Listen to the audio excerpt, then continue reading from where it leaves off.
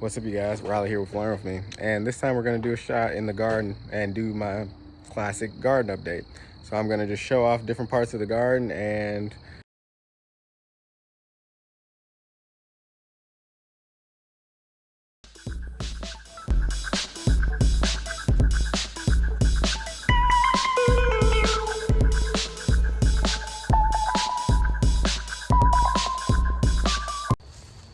so this is the blackberry bush, my Primark Freedom blackberry bush, as you remember it.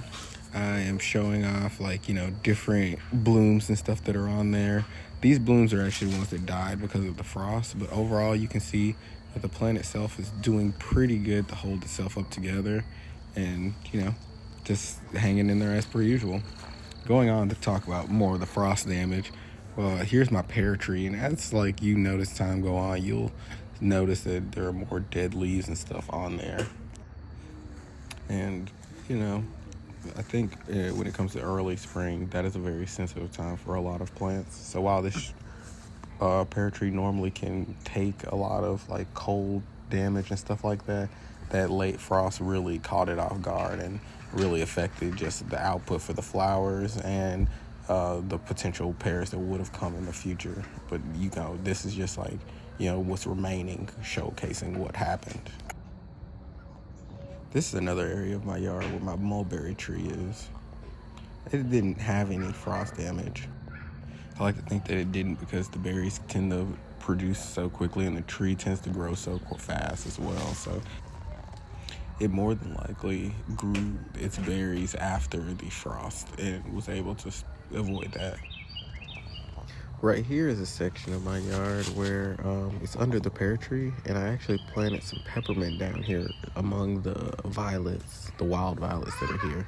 You see a lot of them, but as I get closer, you'll start to notice that while there are some weeds among the wild violets, I'm gonna start pointing exactly to where the peppermint is.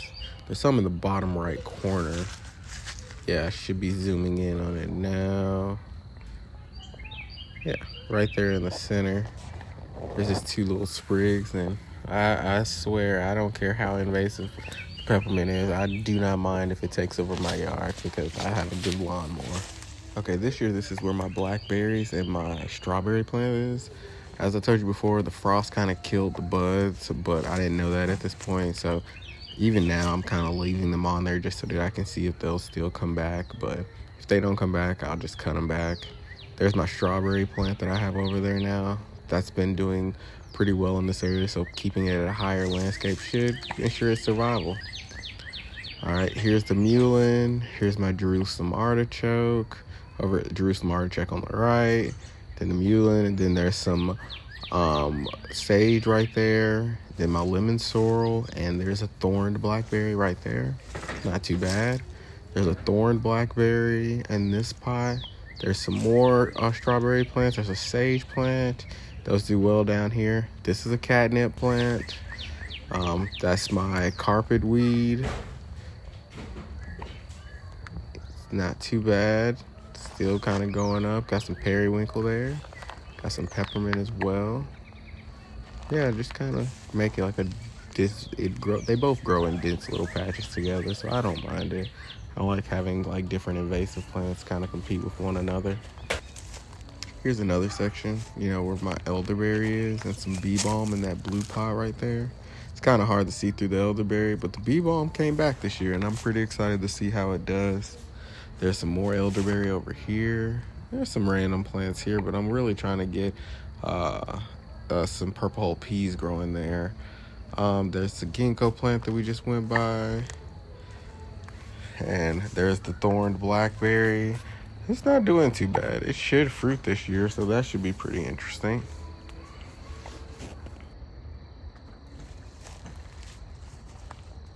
Okay, coming up we have some echinacea right now. We're just coming back. Of course, we have our glorious compost bin. Looking good, trying to do better about mixing it up. And these are where my sweet potatoes are gonna be, so stay tuned for that. Also have, my rose bush and a couple other blackberry bushes. Here's a raspberry plant. It's still hanging in there. Just hoping for the best for it. There's another elderberry. There's a mini rose bush right there. That's my asparagus right there. Growing up, that's gonna be year 3 to 4 now.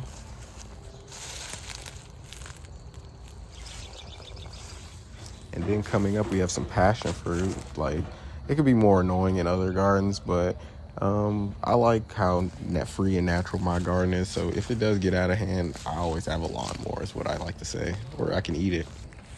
Well, you guys, it's been another adventure. So I'll see you guys next time. Like, subscribe, comment if you already subscribed, and share with your like 10, 20 closest friends. All right, I'll see you next time. Drop any comments if you guys have any questions or anything. Peace.